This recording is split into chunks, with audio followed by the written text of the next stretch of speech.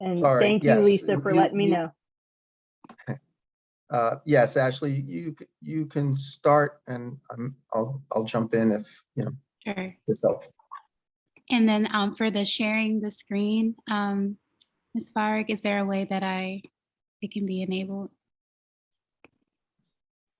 Thank you. How about now? Are you able to do it now? Yes. Okay.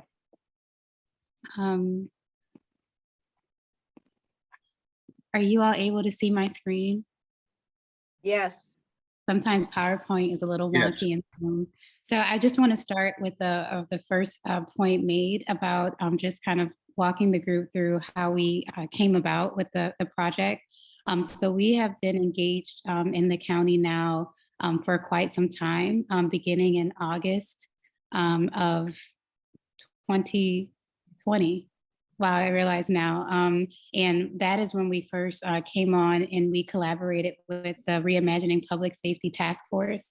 For that part of the work, the task force members met basically on a weekly basis through the end of the year. And then we helped them to pull together a preliminary report of recommendations on reimagining public safety. And that process went through to about February of 2021.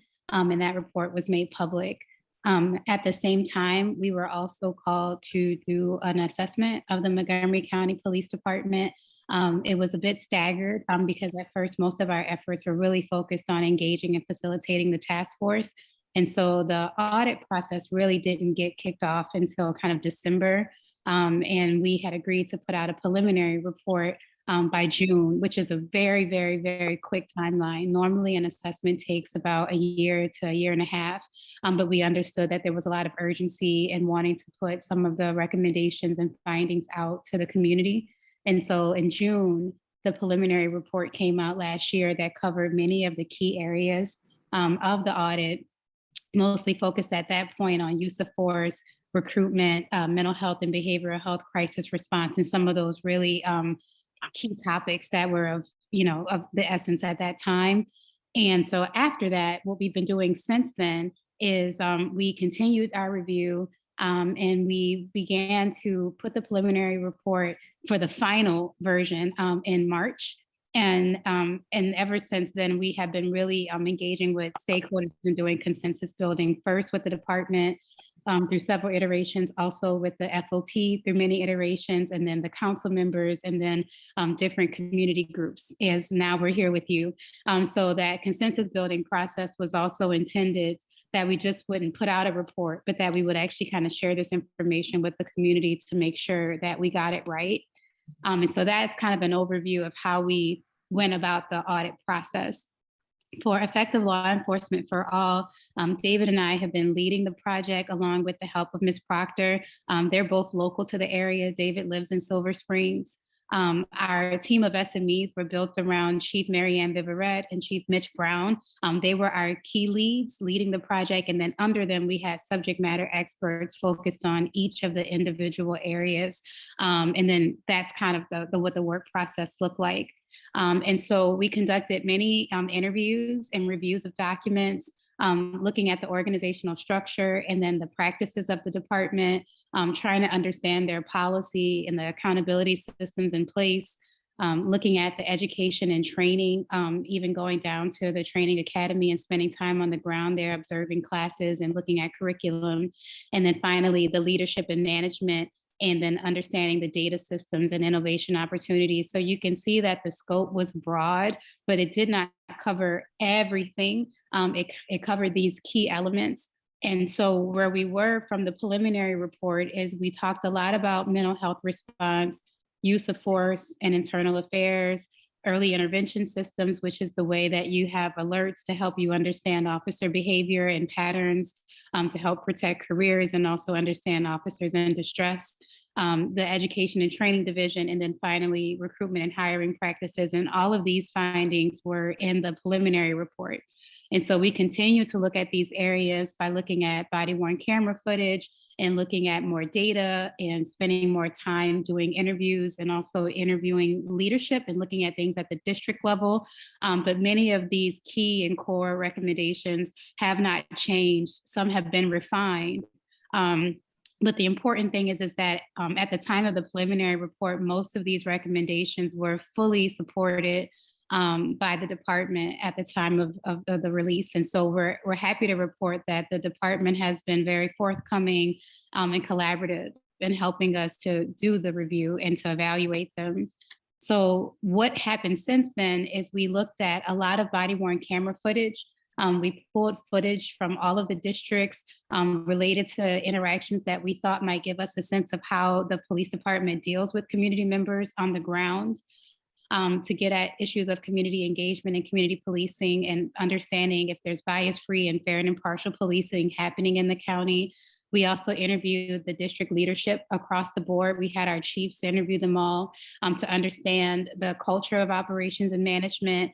And then finally, we had an external partner, Datalytics, do an independent assessment and gap analysis of the systems and technology. And so these are 3 new areas that came about in the final report since the preliminary report. And so I just wanted to start by kind of explaining the process of what we did and what has been done, and making sure people understand the distinction between the preliminary report of last June and the final report that's on the table today. So I'm going to pause there in case, David, you'd like to add anything, or if there's even any questions about just this initial understanding about the process for completing the audit. I don't have anything to add, Ashley, but there may be questions at this point. Hi, this is Caroline Frederickson. I have a quick question. Is that all right? Yeah. Yeah, go ahead, Carolyn. I'm not sure if this is just how the audit was structured, but I did notice that there was no review of the disciplinary process, and mentioned that, and I asked about it because it's really what interests me the most. And so I was curious about that. Was that simply not in your mission? So I think that the talk of the disciplinary process would be embedded in our review of the internal affairs process. And then there's also talk about how the department handles external and internal complaints. And then the third area would be as it relates to not having a robust early intervention system. So to really fully understand the disciplinary process, all 3 of those layers kind of come into place, because it's about record keeping and understanding how you actually hold officers accountable and what the systems are for that. But then also kind of the fair application of discipline to officers is another standard. And so I think that you're right in that we don't have a chapter on the disciplinary process, but I think we touch on those elements when we opine on the complaint process, the lack of a robust early intervention system, and really the need for a more independent and objective internal affairs system to handle issues that come up, and the distinction between things happening at the district level versus being handled at headquarters as it relates to any issues or grievances as it relates to officer behavior. Oh, I totally appreciate that. I still would have loved to have seen something that was more comprehensive about about the whole disciplinary process itself as a standalone. But I just asked, was that because of how you were asked to frame your audit, or was that as those were decisions you made? It was not called out explicitly in the scope of work. But we can definitely take that into consideration for sure, to make sure that we say something where it's clear, at least that those topics relate to it, so that it's more clear. Great, that would be really terrific. Thank you so much, and I appreciate your presentation. I would also say that the focus of our work was really looking at actual and potential bias, both external and internal. So with that frame, we were really looking at the processes, sort of the internal affairs processes, more so than sort of individual adjudications. Can I ask one question also? Did you look in detail at the data side of the complaints and internal affairs process, because my own analysis of that is that it is deeply dysfunctional. And I'd be happy to explain exactly how offline, but I wonder if you got into that. Thank you. Did you say the data? Yes. So Ashley, I don't know if you're waiting for me. I didn't want to. Yeah, I guess I was wondering if you could, I don't know if I fully understand the question. Okay, the question is that my analysis of the data used to track outcomes from complaints is deeply flawed. It's internally contradictory. The data fields are set up so poorly that you can't tell what's happened as a result of any action.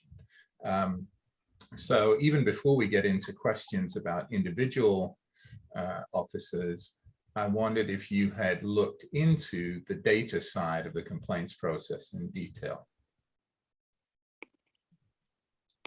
So I think, go ahead, David.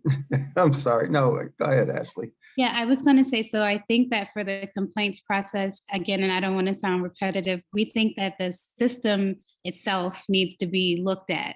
So like the issues with the data integrity also would be tied to the data recording. And we're also, concerns about how, for example, even anonymous complaints are handled. And we really recommend that all complaints be thoroughly and well investigated and documented using a standard. And so the other thing that we'll find as well is that they're not handled the same because of the lack of standards. And so I think that we wouldn't be surprised if there are data integrity issues because we see that there are possible best practices that can be put in place with even on how they're handled in a systematic way. So it would not be surprising to see data integrity issues given the way they're being handled internally.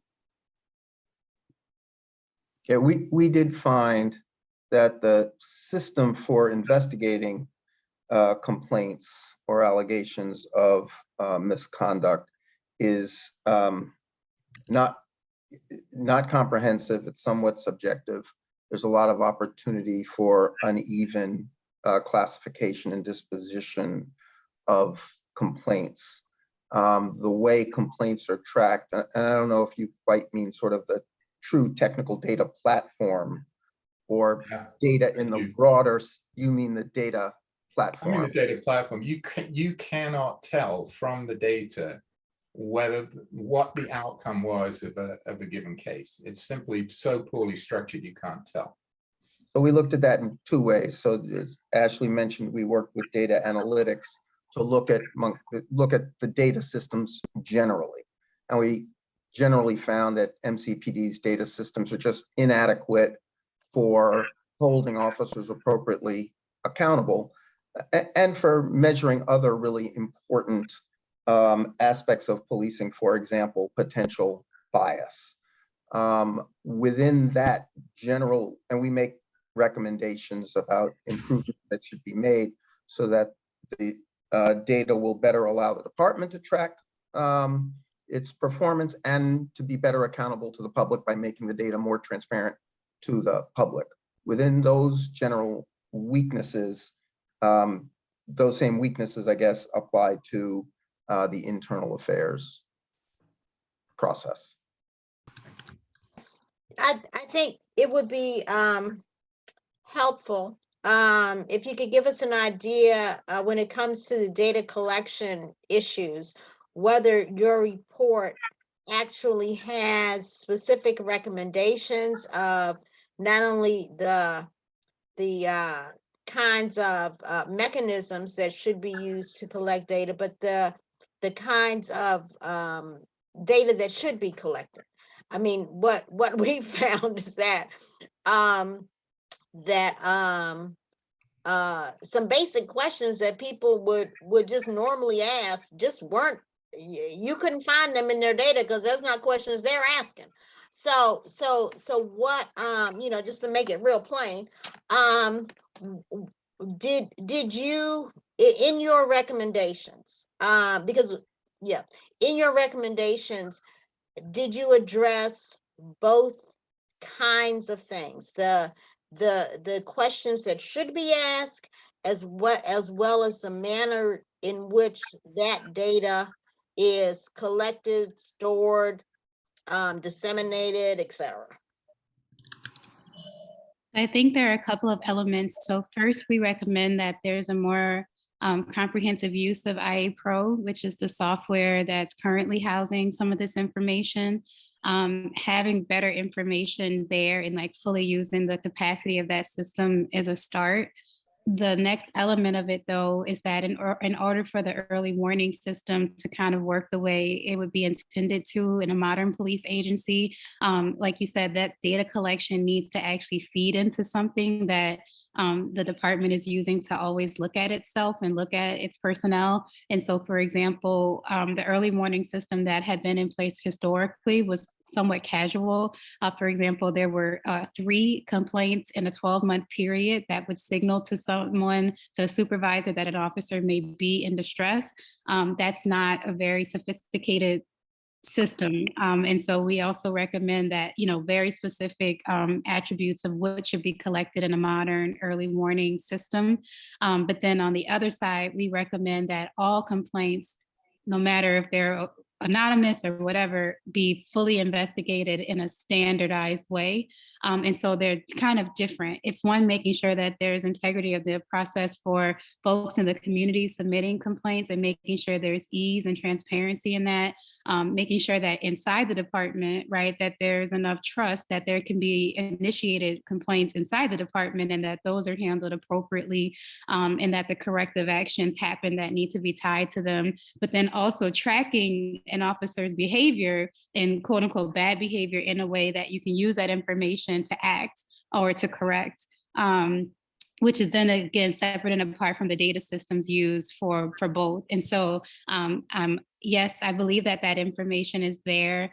We echo that it's not spelled out in a specific chapter, for example, on like how to discipline officers, but I think that throughout the report, we constantly talk about the need for more standardized practices and more robust use of data and more public transparency on all data. For example, with IA Pro, we say that they can take that information and fold it back into public-facing dashboards. The systems have capacity to do that.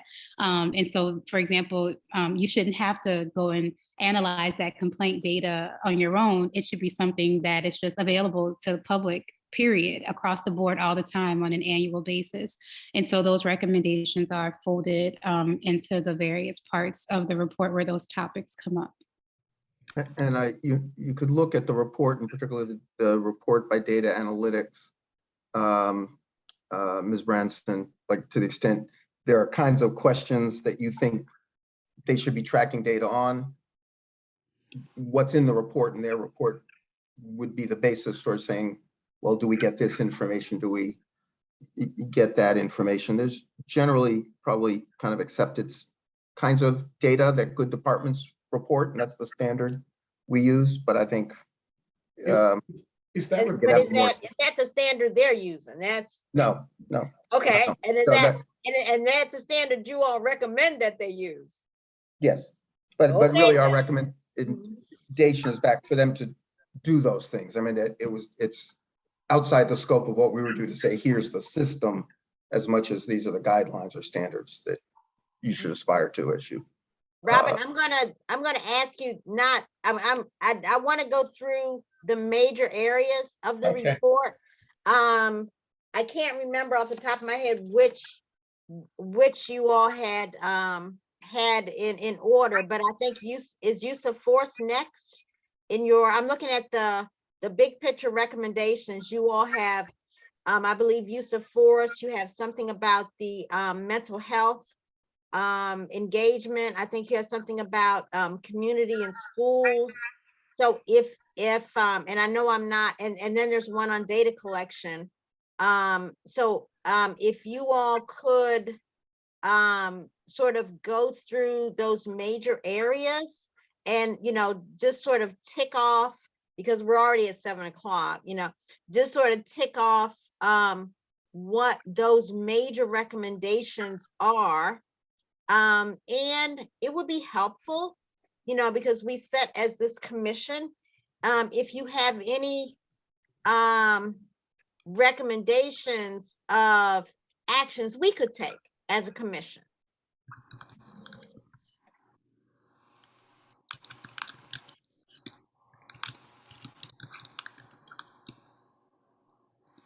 How would you like us to go about that, so that it's still collaborative? I've shared the screen here.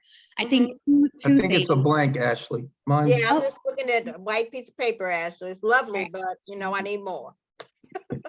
You see it now? Nope, still white piece Nope. of paper. Okay, what I was gonna say in the meantime too is one thing that's important is you've had a chance to review the report still in its draft format. And so once the report is graphic design, once it goes through graphic design, I think that it'll make some things kind of jump from the page, because right now we understand that you're just looking at a lot of block text. And it's hard to differentiate, what's really important and what's key. And so we do intend to have the report designed in a way that better meets the eye. I'm trying this again. Are you able to see my screen? Yes. And one of the questions in chat, so I think that'll be helpful to clear up the report that we have says draft. I'm curious as to whether the final version is going to be, pardon the expression, but just prettied up, and the text will remain the same. Can someone take this draft and say, well, this is essentially what the recommendations and whatnot will not change. Recommend. Sorry, No, go go ahead. ahead, David. The substance won't change. The recommendations won't change. We have received some feedback that we're considering points to clarify, et cetera, but substantively, the report won't change. Thank you. I think And it that's, will be prettied up. That's what Ashley was referring to. We're yeah. going to send it out to graphic design, and we'll maybe have some call outs, but we didn't want to do all that while we were still taking feedback. I appreciate that. So I think we've talked about, because I want everybody's issue to get addressed.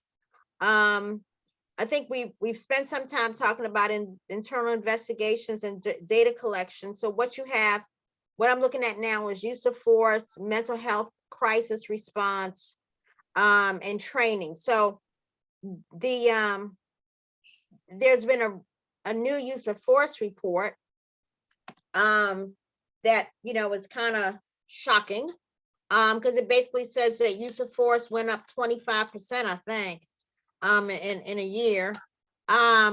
So if you could spend a little time talking about your recommendations. I mean, I understand that the data collection changed and the law changed, a whole lot of things changed, but 25% is still kind of send shivers up my spine anyway. So if you all could talk about use of force, I'd appreciate that. I'm happy to jump on that. So that we did address that as an initial matter in our preliminary report. Use of force and mental health crisis are big topics, so that would take your whole meeting, but I'll try and distill it down. What we found with respect to use of force is that the department's policies and training regarding use of force were not sufficiently specific to give officers appropriate guidance on the use of force, or to properly classify and investigate and account for uses of force. In other words, the standards are just too loose, and we make recommendations for providing clearer guidance and better accountability. So use of force and internal investigations really goes hand in hand, because that's how you know whether force has been used appropriately and how you learn from it. We have recommended that they create what many departments have called a force investigations team. So when force is used, it's investigated by a dedicated team that's trained to do that. We've also recommended that they adopt a use of force review board, which is a system where you, again, look at uses of force in an effort to learn lessons. So basically what have argued, use of force, you just need to tighten up management of the use of force by the police department, which is a matter of better policies, better training, and better internal accountability systems. Mental health crisis, what we said there, mental health crisis can't, the department, the county, I think we would say, generally has many of the right pieces in place, but they're not coordinated. And this is mental health crisis response is an interagency challenge. MCPD can't fix the problem alone. We'll be working on implementation of our recommendations going forward. But in a nutshell, with respect to mental health crisis response, it's our recommendation that all officers receive basic crisis intervention training. Because when you get a call and you're the officer on the scene, often when you get a call, you don't know what's going to be called for. And so generally, we recommend, as many departments do, that all officers get crisis intervention training. We've seen it work well. We understand that the county's also sort of exploring a dual responder cahoots type model, which we would certainly endorse. I know some would advocate for a non-law enforcement response. That would not be our recommendation, but that's ultimately a decision that the county would make. But that county, yes, that you all will make. But in generally, what we find is there needs to be much better coordination between all the various stakeholder entities that are involved in responding to and managing individuals experiencing a mental health crisis. That's sort of very high level on those two. But did you have an opportunity to review the things that the county currently has in the works? And it's, the hiring of the new crisis counselors, that sort of thing. Is that within the scope of your review? yes, I would. We weren't, Ashley, you might help me articulate this better. We weren't tasked specifically to look at those, but we're tasked to look at overall systems and to work on implementation, which is what we're doing now. So that would entail, I think, looking at all those pieces. Is that fair, Ashley? Did I describe that? Absolutely. And I think Julie Solomon, who's our expert in this area, what she would also say is she discovered that just a lack of integrated in like a cohesive network, that there's just so many resources in the county, more than you would see in many, many places, but they're not really equipped to work together. For example, she thinks that there should be a working group where, these key stakeholders have a dedicated time to talk, to make sure that things are coordinated. To give you a specific example, one of the things she saw early on in looking at the non-police response team before it was expanded is that when she actually talked to those folks and interviewed folks on the ground, that more often than not, they were still waiting for the arrival of MCPD, for example, to knock on the door or enter a unit. And so in practice, it still was a police response because more often than not, they were still co-responding with the police, even if that wasn't maybe the original intention or setup. And so that's just one very simple example of, putting something in place, but things being siloed and also not having the data to know what's actually happening with your resources. There's so many resources, but there's not really good data collection on crisis response. There's not really good data collection on the outcomes of crisis response. There's not good data collection on co-responding and using, for example, secondary call codes when there are calls for service that transfer into issues that may be related to mental or behavioral health. And so not only are there lots of resources that don't speak to one another, there's not a lot of information collected for you to learn lessons to continuously improve the system you have. And that would be probably what she would say if she was with us tonight. Can I add something to this part of the conversation? Yes, Jan, I was actually going to call on you. Oh, you were? Oh, well, thank you. I'll put my hand on. You want to call on me now? No, yeah, go right ahead. Okay.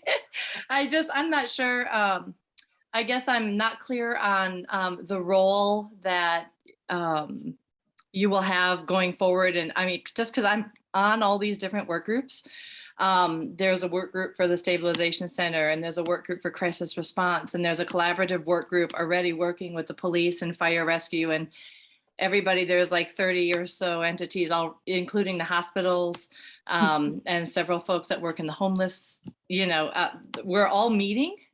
We meet every 6 weeks, all of us. There's all these different groups happening. I agree, we're very much in silos, but that's what I kind of take my role as. I'm trying to bring all these groups together. So we're all hearing each other and we're all talking and we're trying to collaborate together. And there's been great progress in crisis response already with 3 hubs now that are staffed 24/7 with crisis intervention workers and therapists, where they are responding to calls without the police. So while all of this is very, very new, it may not be, I went through my little portion of the report. I apologize, I couldn't get through all 133 pages, but I did read my little portion of it. And there's a lot happening in the background already that is not in the report. So I'm curious how you're going to be working with us going forward, and if you need invitations to these work groups, because I can try to help facilitate that. I kind of see myself as glue between a lot of these different parties. So not that I have all the, just let me know and I can try to facilitate that if that's happening. Yes. Thank you so much. And we will. I think the biggest thing is accountability, right? So like everyone's putting in all this effort, but who is going to ultimately be responsible for making sure that the recommendations of the task force and then now the police audit happen? And I think that that's one of the things, right? Is like there's all these people involved and all of this interest, but like ultimately, how do we say, okay, this all will be done in 6 months or 12 months or 18 months, or these 6 things are a priority and they'll be fully implemented all the way through execution, and we'll have data that we're collecting so that we know how well we did next year. I think that that's the hope for kind of phase 3 of this, is for all of these different areas, training, investigations, use of force, mental health. How do we help the county hold the department and whoever else should be held accountable for making this happen and putting the appropriate resources, both in manpower and resources, to make everything implemented and on what time frame? Right. I understand. Yeah, I agree and understand. Yeah, whoever that magic person is, that's an amazing responsibility. I know that there is, there is a disability group, established with, that we do meet with the police, and we are talking about all these vulnerable populations. And I don't know if that group could maybe help. We're working on finding a new facilitator within the police for that, because we lost the person that we had. So that group does exist, and it's a group made up of self-advocates. We're not data collectors by any means. That's not the thing. But, if you need to hear from this part of the population, that's available too. So we will put you in touch with Julie Solomon. Susan, maybe you can give us Jen's contact information, but Julie Solomon will be the point of contact on that.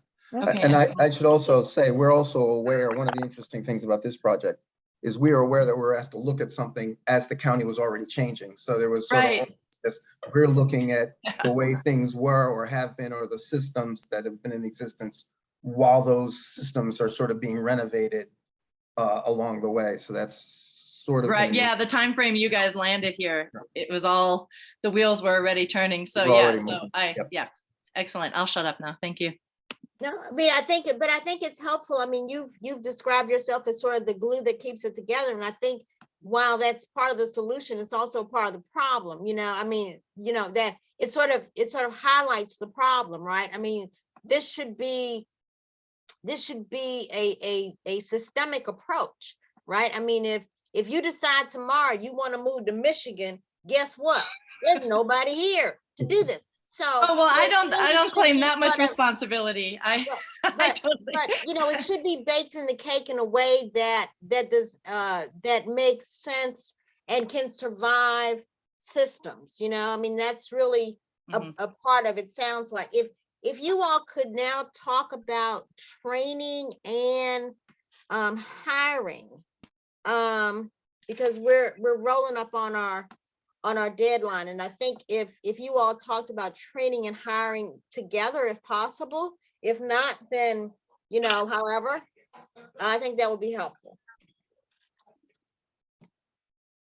Sure. So let's talk about hiring. I think overall, we found that the department is doing a reasonably good job on hiring, and they're emphasizing diversity. It's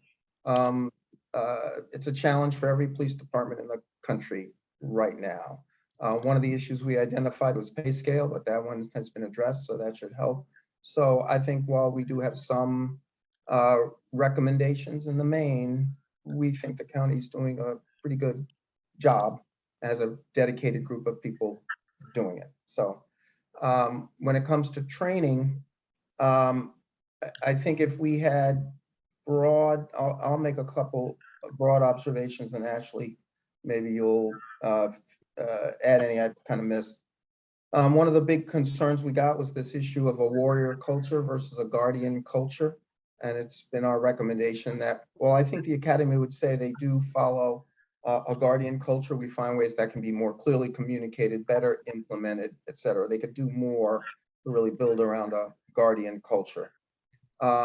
Things like de-escalation, we find that they could spend more time with. I think there was an example where there was a class, but they were behind, so it was done quickly. But that's opposite to what de-escalation takes, right? You got to train officers to be patient. Overall, we will say that the academy has really embraced our recommendations. Many are already underway. We talked about better sequencing of classes so that you're building on, so you have the right building blocks in place, and they've agreed to do that. Ashley, what other high-level points do I need to? Sure. I guess I would just anchor it in saying a big part of that too is just making it a more collegiate and professional environment. We really do recommend having, for example, a dean type role, someone who's really focused on the pedagogy and the teaching approaches and the actual quality of the instruction as a whole. Another element of that would also be having learning constructs, which is what David's getting at, is that, having more explicit goals of what MCPD officer should have as skills that are also informed by what the community wants to see as skills and strengths within officers. And then the last part of that would be having an actual master training plan. So a best practice would be to actually map out your training curriculum for a year or two at a time, from your cadet training to your field training to your in-service and professional training, so that you know in advance what you're going to teach so that you can accomplish it and hold the whole department accountable for learning new things, especially as it relates to human relations topics, which we thought really were the weakest areas. Like David mentioned, teaching about diversity, equity, and inclusion, and de-escalation, and force, and cultural competency. Those were things that the task force identified, and I think that the community has had concerns about. And we agree that those are also areas where the academy curriculum really could serve to be strengthened, but also the culture of the training department as a whole could be elevated by focusing on a master training plan that uses learning constructs and, like David said, is adequately sequenced in a way where you're not, running from learning how to use a gun to learning about the law. But if you are, that there's some thought put behind what you're learning at what part of the process. So again, in the interest of time, I think that kind of anchors where we see academy needing to be just elevated and also modernized, especially given the diversity of the community and kind of the issues of modern day policing. Okay, Mr. McKinney, and then Ms. Brewer.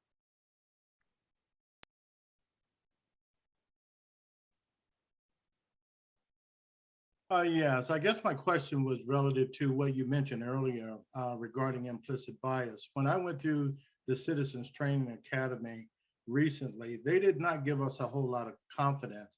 At least the PhD that was in charge of the program discussing implicit bias, after giving a course on it, she pretty much threw her hands up and said that it would not result in very effective changes regarding behavior. So taking that in mind, I was wondering, did anybody speak to the issue of live scenario training as a means of enhancing rather than just instructional training in a classroom regarding implicit bias?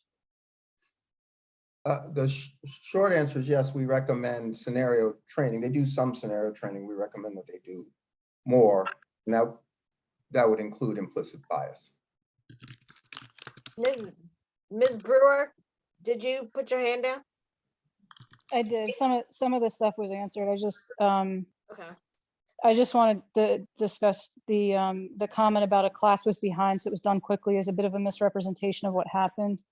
What we were explaining is that in service, we do isolation drills rather than full scenarios because of a limit of time that we have and the about 1,300 officers that we have to get through. So time is an issue. So we do isolation drills as opposed to entire full scenarios. It wouldn't have been done in the academy or in service. We also do plan for the entire year. We have to with our in-service training because we have to submit our training to the state for approval, and we have to make sure that we're following the state guidelines. But we do have a whole plan for the year that is set out. And I believe Assistant Chief Frank put it in the comments, but that position, that PhD position, or the rather not PhD, but that position regarding an individual with that collegiate background related to understanding the mechanisms of education and with a research background and understanding how to deliver that message properly. That position has been approved, is my understanding, so that we will be moving forward with that position as well. Thank you. I want to be clear that Assistant Chief Frank is now on the call. So Chief Frank, I'm going to ask, are you here to represent the MCPD management? Because we noted earlier that there wasn't someone here to represent them. So are you said person so that we can have the minutes in order? Yes, ma'am. I'm Assistant Chief Frank. I'm in charge of the Management Services Bureau, which actually covers a lot of the information you're going over now. I apologize that we had an absent, but Chief Jones got a hold of me right away, and I am here now. So I'm more than happy to answer any questions Kate did answer. We have written up the job position for the Deputy Director, and we're moving forward on that. And actually, there's some additional things we've identified.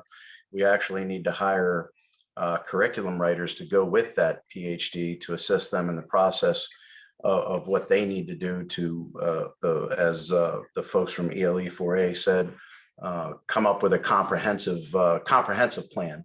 We welcome the opportunity and especially the county executive in supporting getting additional professional staff. It's something that we've been sorely missing in a lot of different areas. So I think I can speak for Chief Jones. The fact that the audit is pointing this out is fantastic. It's supporting us in getting the resources we need. Thank you. I want to recognize Ms. Endeshaw, Mr. Ricks, and then Ms. Ekstrom. Did you put your hand down, Lori? Are you still up, or you just got tired? Okay, so that's the order. I can put my hand down. Mr. Ricks.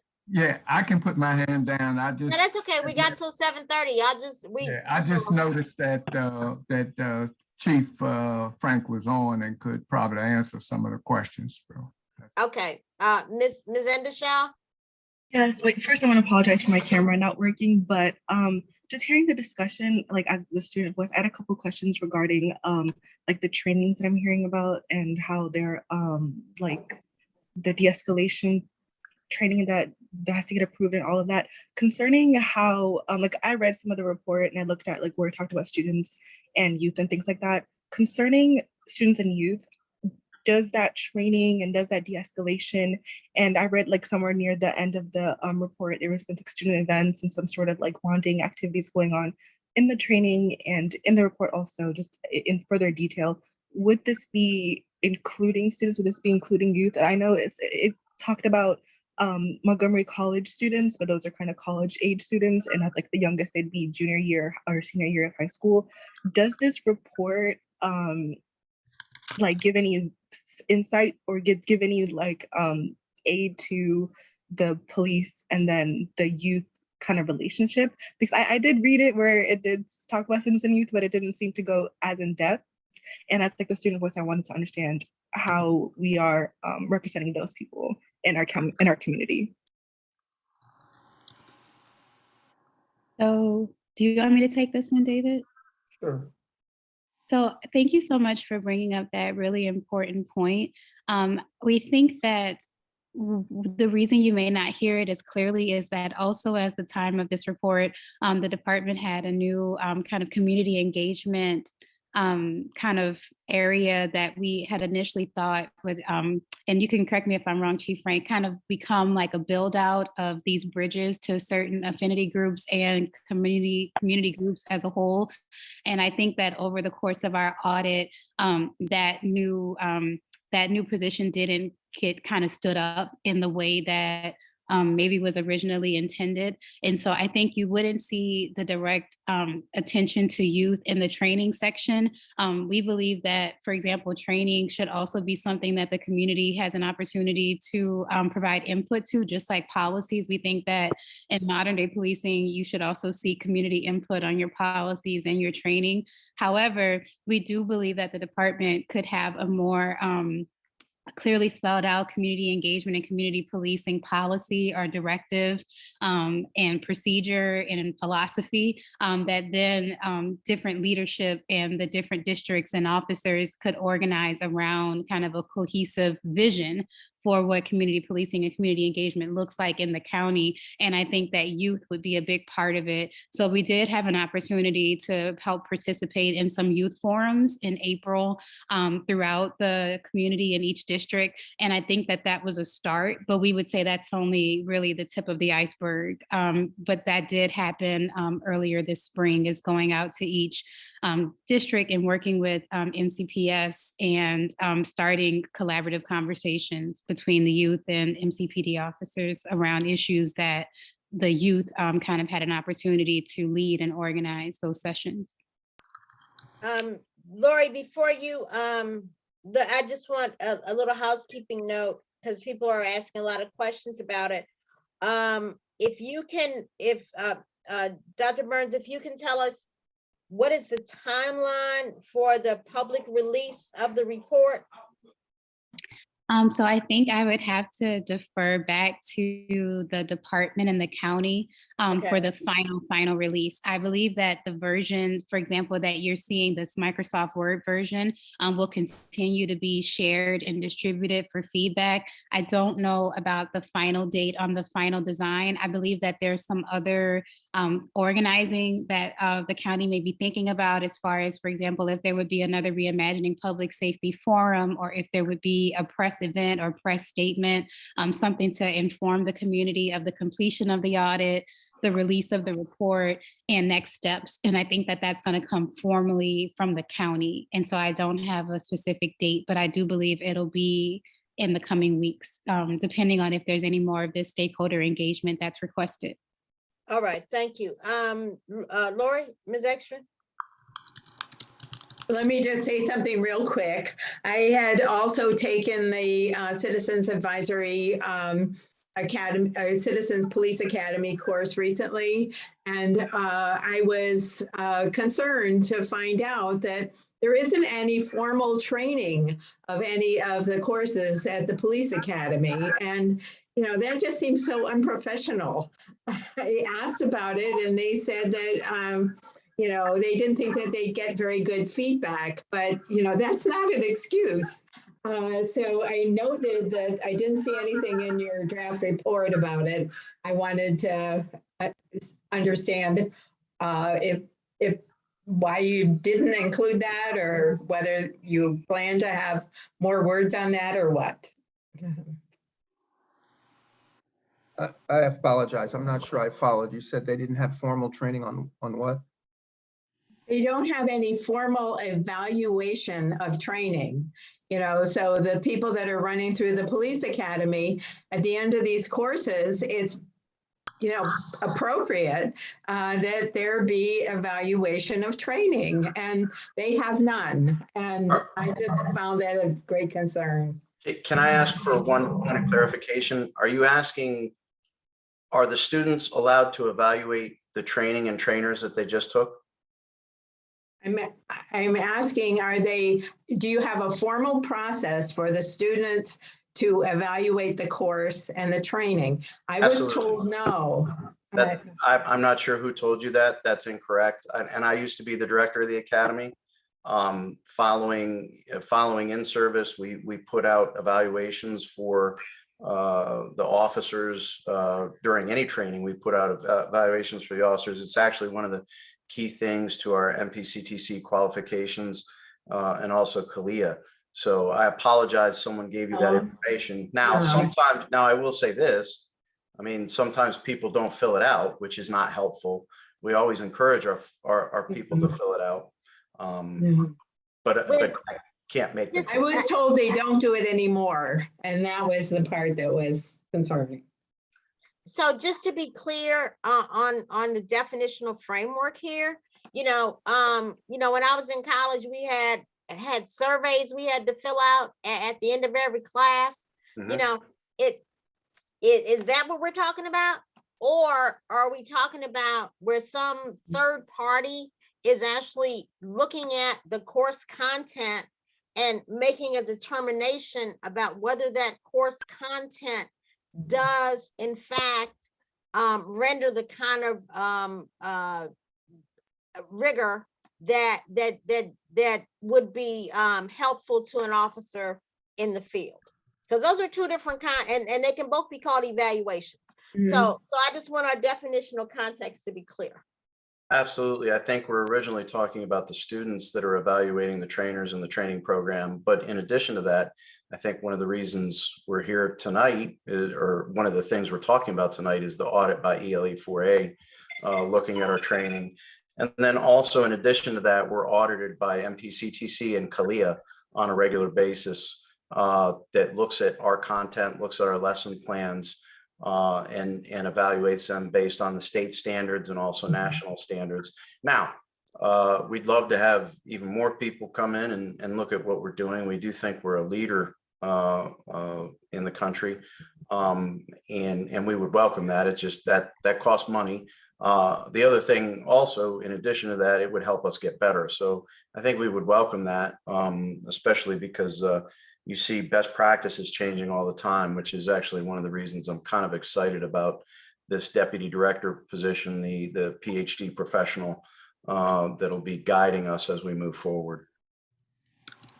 So those are the areas that I asked you, Mr. Douglas, Dr. Burns, you all have covered the areas that I asked, but I want to make sure that all the commissioners have had an opportunity to ask a question or raise a concern.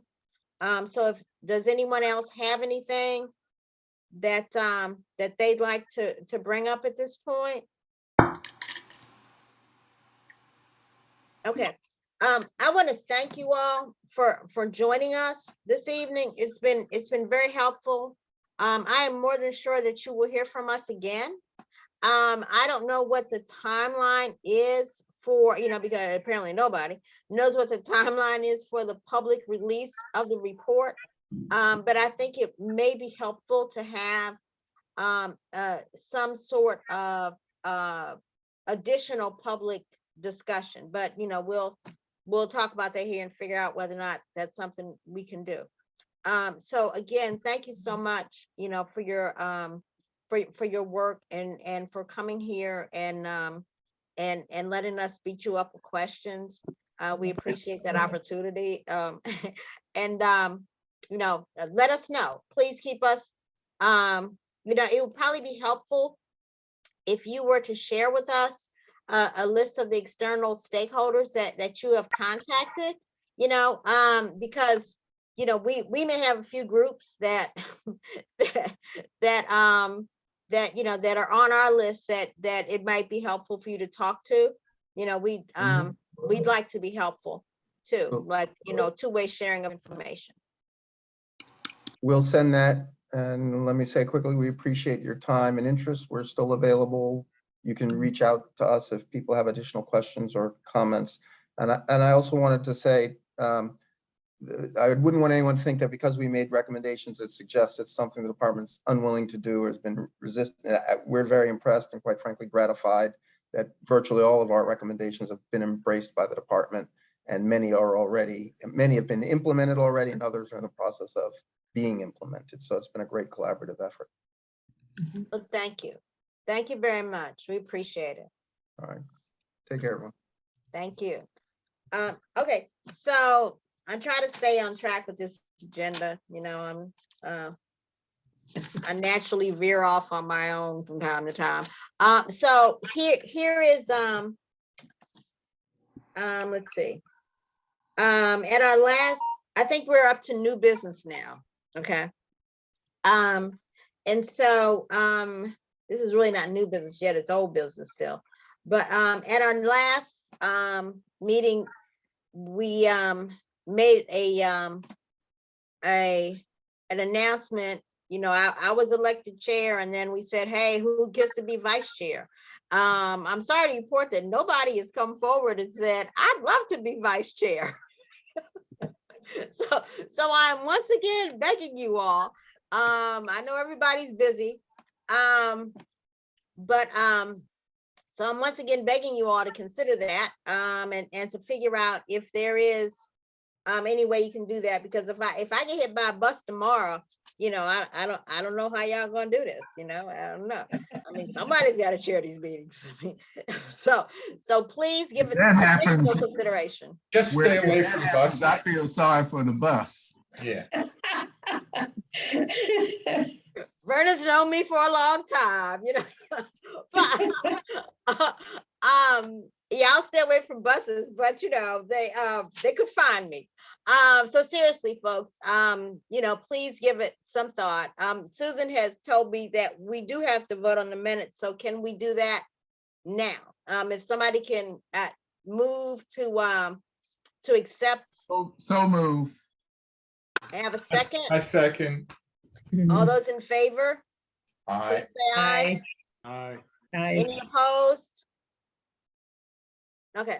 Thank you. Very much. So let's see. Sorry, I got my little cheat sheet here. I think the next thing that I wanted to bring up was, you know, we've seen the release of what I should probably know the actual name for, but I can't think of it. The disciplinary matrix regulations that at the statewide. And Susan, this is for you. I think you sent the draft regulations out like in the last 48 hours or so. I sent links to the emergency regulations that have been approved, as well as the legal analyses that the General Assembly did regarding those regulations. And so I wanted to make sure everyone had seen that, because I think that's really important. And then as a, and I wanted to remind folks and get the clarification from Susan. It's my understanding that we cannot directly, as a commission, comment that we have to, that we may be able to comment as individuals, but not as a commission, because the county will speak with one voice and we ain't it. So Susan, if you can clean up anything I just said wrong. Right, so you can always write as individuals. If you wanted to speak as the Policing Advisory Commission, it has to go through the Office of Intergovernmental Relations. That's all. And so, so I wanted to be sure that people understood what our constrictions may be. And we can definitely, but first of all, I wanted to make sure that people actually knew that those emergency regulations had been issued and hopefully can be reviewed. The other thing I wanted to bring up is a letter to the CE, to the county executive, that is sent in today's updated agenda.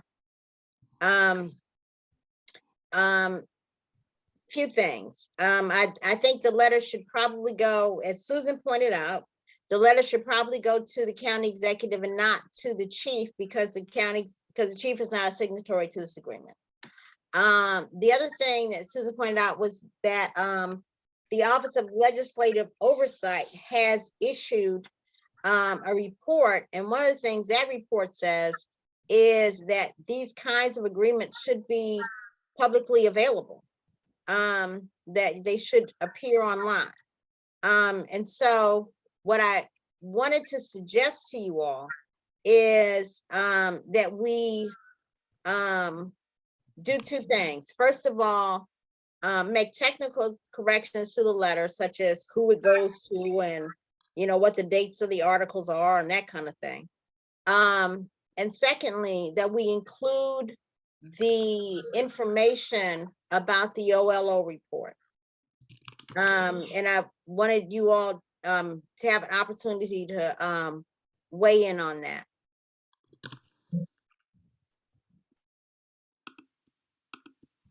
Any concerns?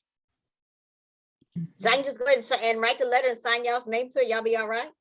No. So let me do this more orderly. First of all, I'd like to move that we send a letter to the county executive that is an updated version of the letter you received in your packet for today. That letter will include the technical corrections that I have that I've just indicated, as well as it will include the information about the OLO report. That is my motion. Anybody want to second it?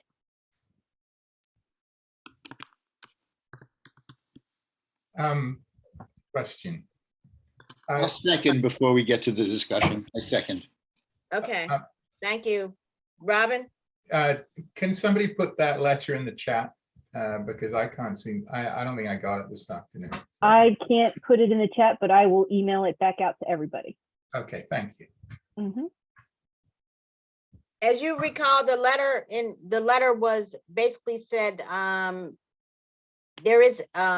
it talked about Anton's Law, and it talked about the agreement, an MOU that had been signed that allows the Montgomery County Police to have additional time to review material of officer personnel, of an officer personnel nature, before it is released to the public.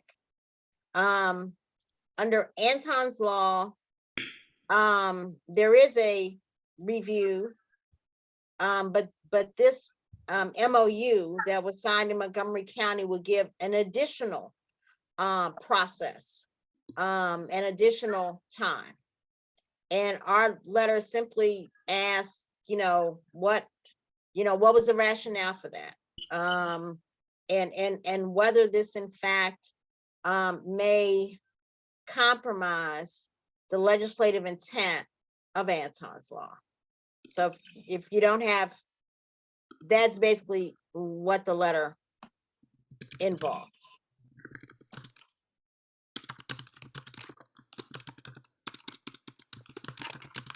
Would you like me to speak to that? Yes, that MOA at all? Sure. Sure. So the MOA, it doesn't add time per se. It's in the MOA. It gives FOP Lodge 35 and the police officers who are a party to the documents being released time to review them. So first of all, the officers are a party to the document release. So this allows for them to a 10-day period. The 10-day period. So there's a number of things with the MPIA laws that get very confusing. There is a process that goes along with it. It actually starts from when you make your request. It starts being evaluated for, number one, whether we can legally release whatever documents you're requesting or whatever video or audio you're requesting. And then an assessment is made of how much it will cost reasonably, which is allowed by MPIA law, what it will cost to reproduce those documents, videos, or audio. And when I say reproduce, that means redacted audio video, because there are things that aren't subject to being released via the MPIA laws. So this is a whole process that goes on. Once those charges are determined, then a note goes to the requester and advising them of what the charges are. And I'll be honest, in a lot of cases, there's a negotiation that goes on, because there's a cost to doing this work that organizations are allowed to charge. So and then finally, this is where the MOA comes in. Once it's determined that, number one, the requester is either going to pay for the documents or the audio or video, or the department negotiates that fees will be waived. I think one of the prime examples that I dealt with is Silver Spring Justice requested some files. I negotiated with them due to the cost, and we were able to successfully come to an agreement on getting them the documents that they requested. Once that occurs and the documents are actually reproduced, that's when this 10-day MOA goes into effect. When the actual final file is ready, the officers, who again are a party to the release of documents, get to review it. I will tell you that I've had a good relationship with FOP Lodge 35 and their president, Lee Holland. It usually doesn't take 10 days. For case, we've actually had multiple requests for the same files for the same people that are already done, and really that's a quick email, and FOP Lodge 35 tells me that we can send it out immediately. There's no changes to the file. Others, they take a few days and they review and just make sure that we've caught everything that we're supposed to, very specific personal information like phone numbers, or in the case that this is really gathering attention by the Washington Post, in this particular case, the officer has decided, and FOP Lodge 35 supporting them, to challenge the release of documents. Again, any citizen has that, any party to the documents has that right. I want to make it clear that the department is not resisting the release of the documents. We are being held to a court filing where the courts, the officer of the courts, and the requester will go in front of a judge, and a determination will be made on whether or not the information should be released. Just to stop you for a minute, because that really is the point of contention, isn't it? I mean, under this MOA, what happens is that in that 10-day period, the FOP can go, this MOA gives FOP the ability to go to court to file. Anton's law does not provide that. This MOA provides an additional procedural stopping point. Mm-hmm. Is that accurate? It's a formalization of the review that's allowed by parties to the release of the documents.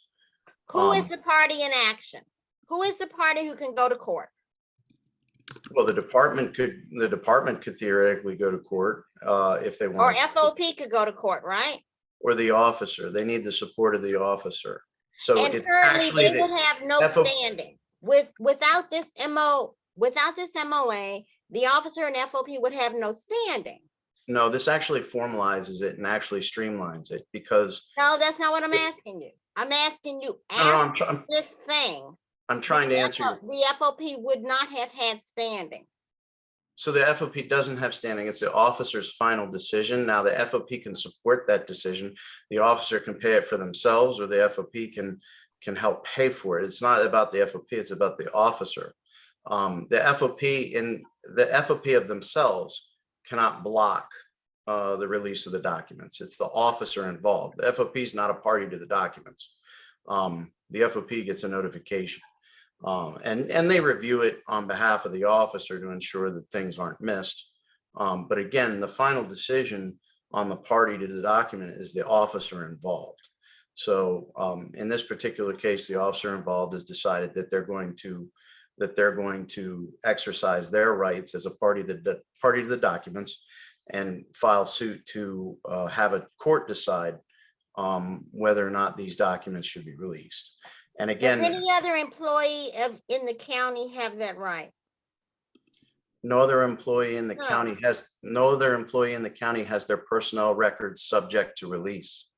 This is solely based on Anton's law that put these files into, that took these files out of personnel records and made them subject to release. If you go across the county, we can't release other county employees' personnel files. That's against the law.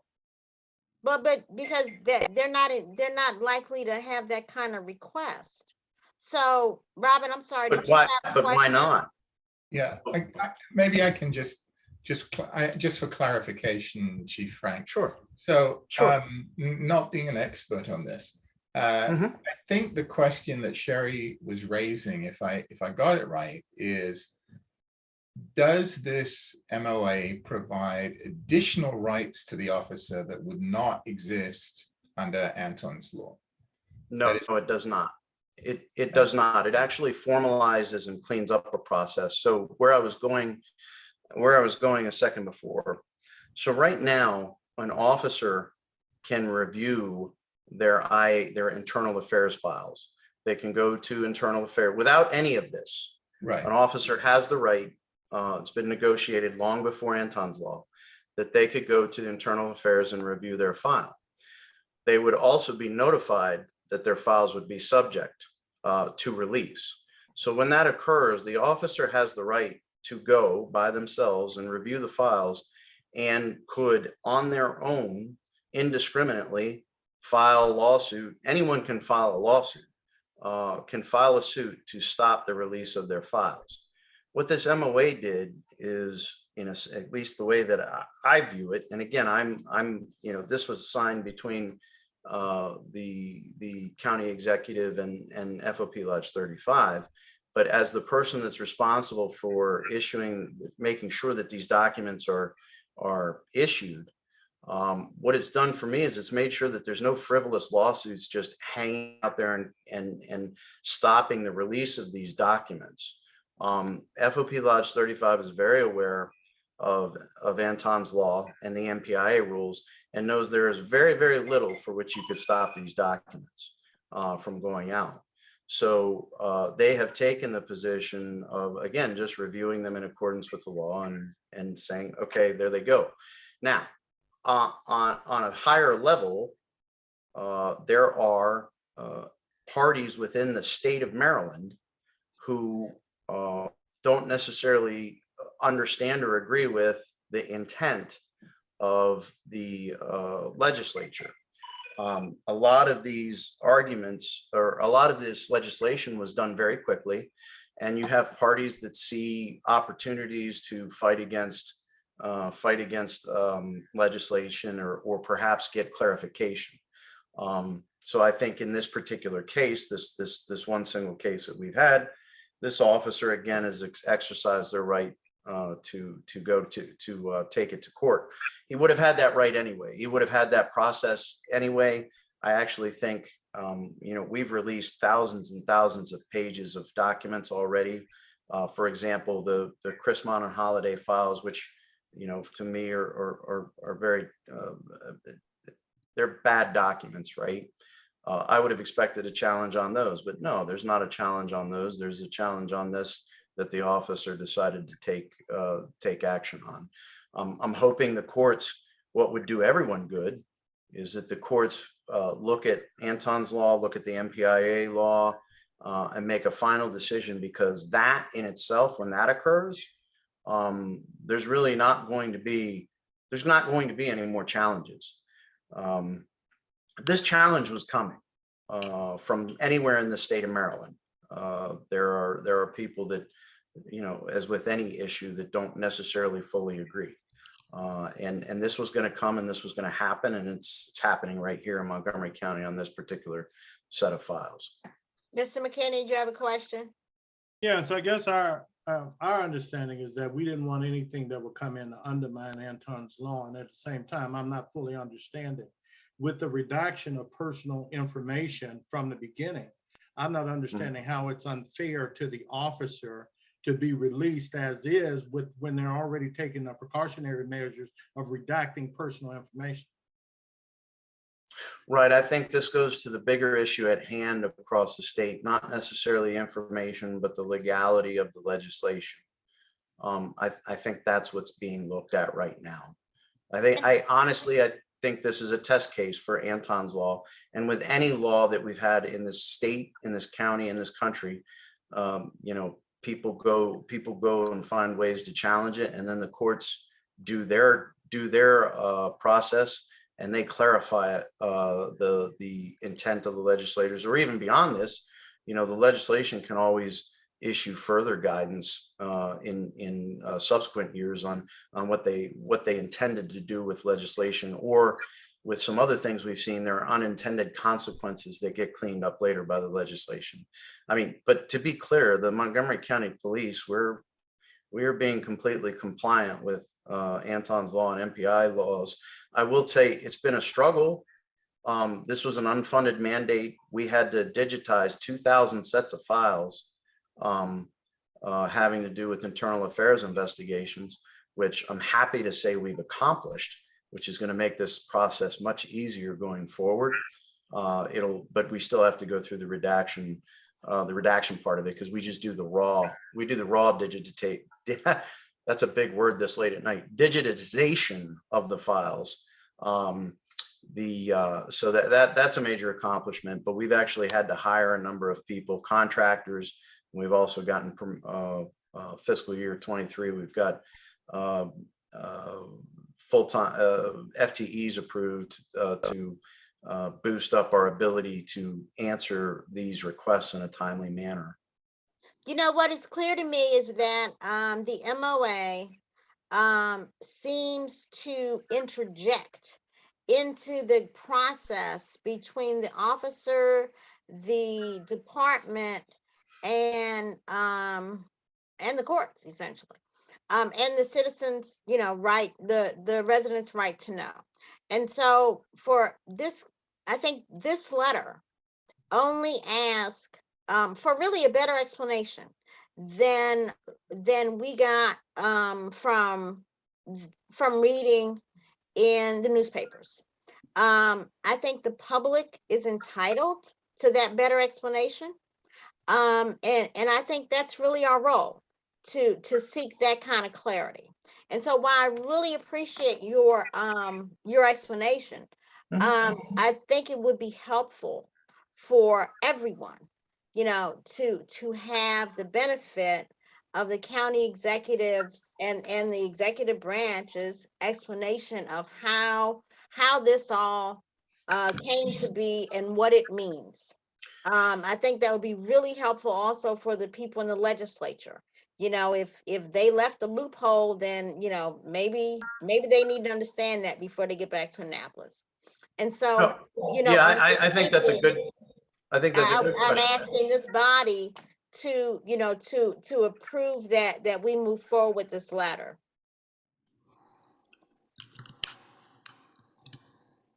So are we ready to vote? Because there was it was moved and seconded and we had discussion. Are we ready to vote? Sure. Okay. All those in favor of sending this letter with the corrections that I talked about earlier, and additions, and please signify by writing your name in the chat, by saying yes in the chat.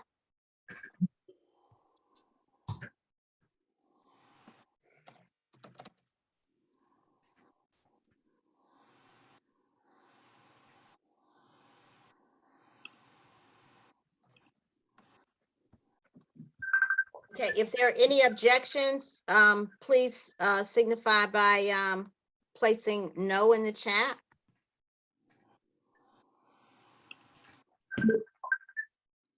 I'm a slow counter, but I think everybody's voted now. And so we have a unanimous agreement that we'll move forward with this. I will. Madam Chair. Sorry, I didn't. Yes, sir. I'd just like to thank Chief Frank for being on and giving the explanation. You know, because we could have been here all night had he not been the one on, you know, trying to discuss it. But it appears that he has the clear understanding than we do of what the process is. So thank you.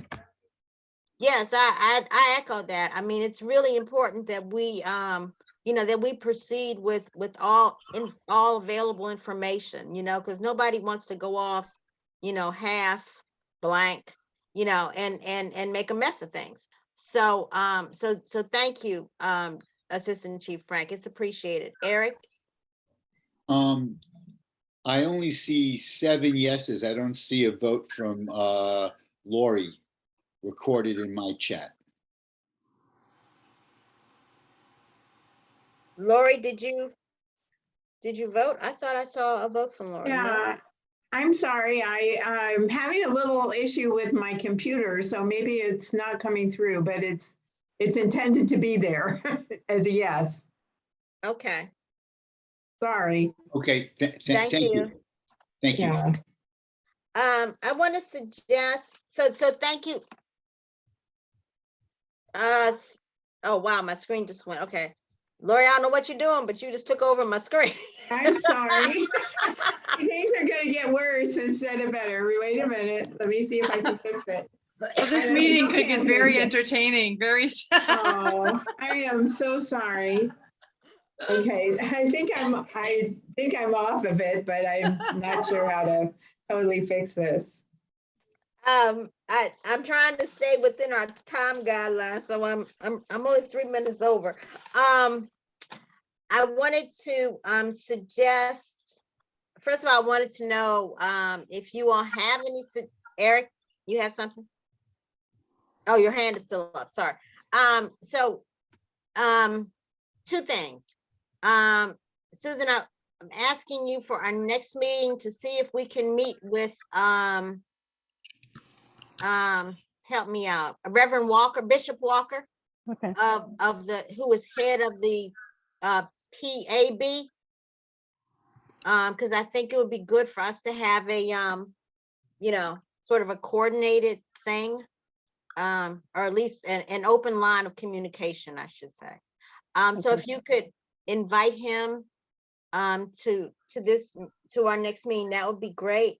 And if that doesn't work out, I'd like to suggest that you would get someone from the department to give us an actual walkthrough of this use of force report, because I think that would be helpful to understand. Sure. Okay. I would hope that Bishop Walker would be next while things are kind of fresh. Yeah, hopefully he'll be able to meet with us. I had an opportunity to reach out to him. But you know, I'll try to do that too. Eric, did you have something else? Thank you, Sherry. We had discussed asking the state's attorney's office to speak to us, and we spent a little time preparing some questions. Did we formally invite the state's attorney to come and address or to address those questions, or was it informal? No, it's a formal invitation. They've just been having some scheduling conflicts, and then other things became a priority with the PAC. So I'm happy to reach out to them again as well. Yeah, that would be a good backup. Okay. For the next meeting. Thank you. So you have 2 backups. You have three possibilities. Hopefully somebody will want to come and talk to us. Okay. Vernon, is your hand? Oh, that's me. Sorry. Is there any? Oh, and here's something I would like you all to think about, and maybe email me. And that is what suggestions, we are obligated to have an annual public meeting we have not had that this year. So I'm really open to suggestions to get that done. You know, like a town hall type meeting. I think it's supposed to be. All of our meetings are public, but we're obligated to have one of these open public meetings. So we have only a couple more months to get this worked out. If you have suggestions about a topic or whatever, I'm very open to that.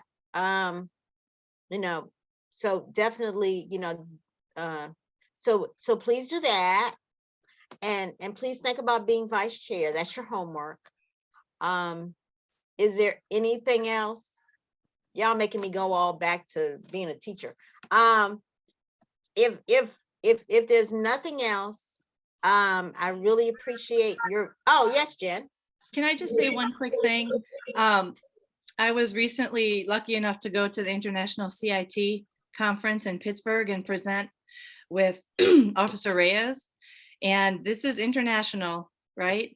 And Montgomery County, contrary to some beliefs, is crisis intervention training, right? So it's the combination of mental health and all these responses that everybody is so upset about. But just know that Montgomery County is really leading the way in this.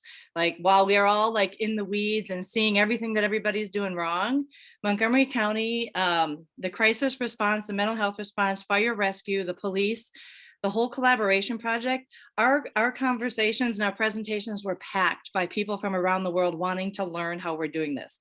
So while we're way down here in the weeds, step back, because we're really, the programs that are in place and that are building and developing are really leading the world.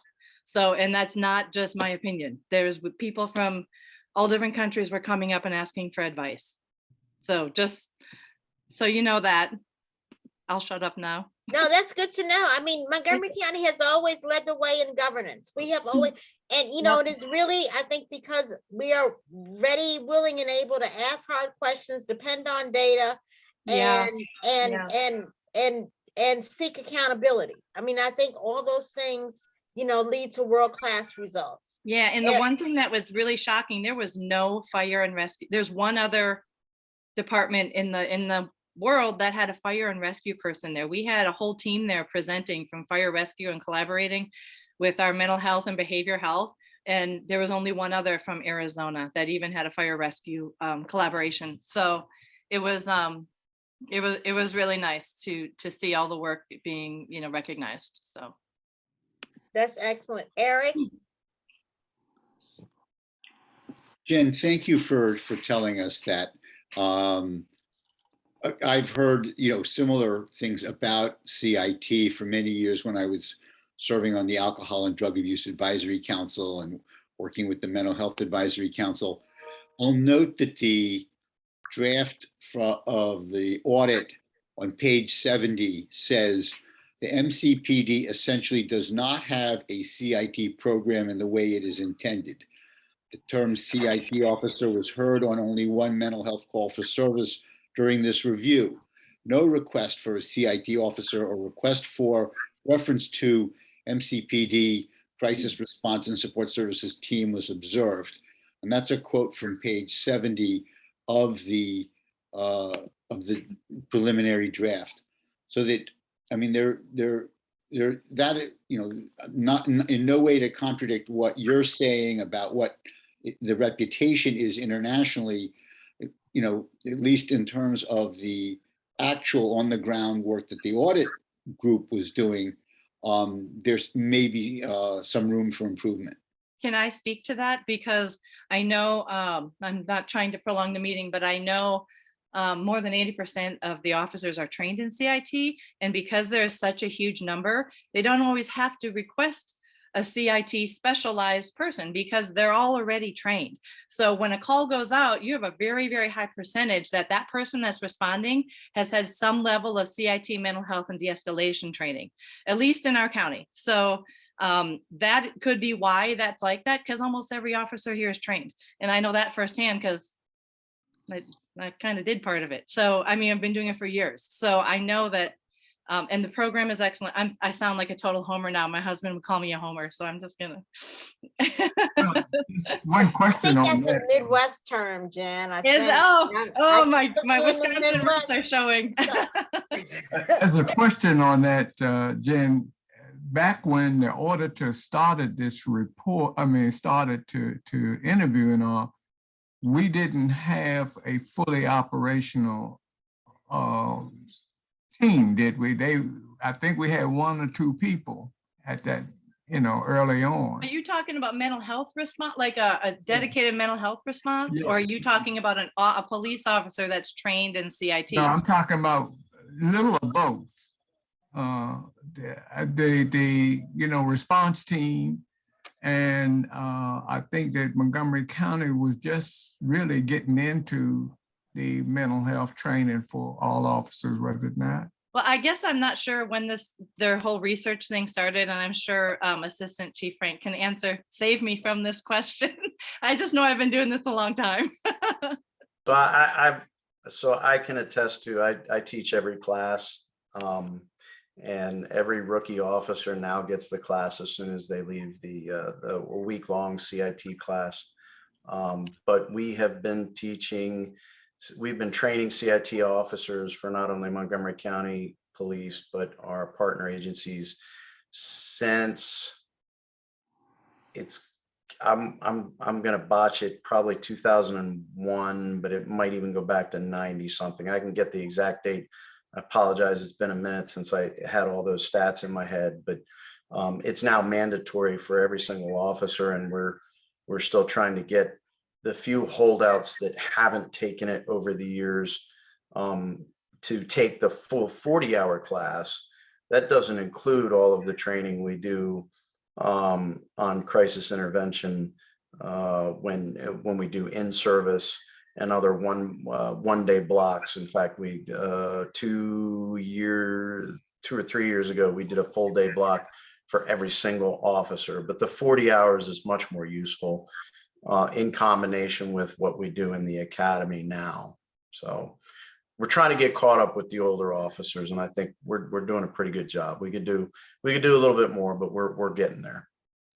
So I know we could all talk forever and go on and hold hands because we miss each other for 30 days, but we're gonna have to cut it out. We're gonna have to go. So again, thank you all. I do want to recognize that Chris Zatritz, I'm not saying it right, is here. And he is on the PAB. So we do, we did have someone here from the PAB. And with that, again, thank you all, and look out for Susan's emails because she loves to send them. And I'll see you in 30 days. Hopefully I'll hear from you long before then. Stay away from the bus. We love you. Go out here right now, Vernon. Okay. Ride your bike, Cherie. No Good buses. night, No buses. Thank you, everyone. Bye, Vernon. Bye. Bye, Rob. Bye, everybody. Bye, everyone. Logan and Nazifa, could you stay a minute? Thank you.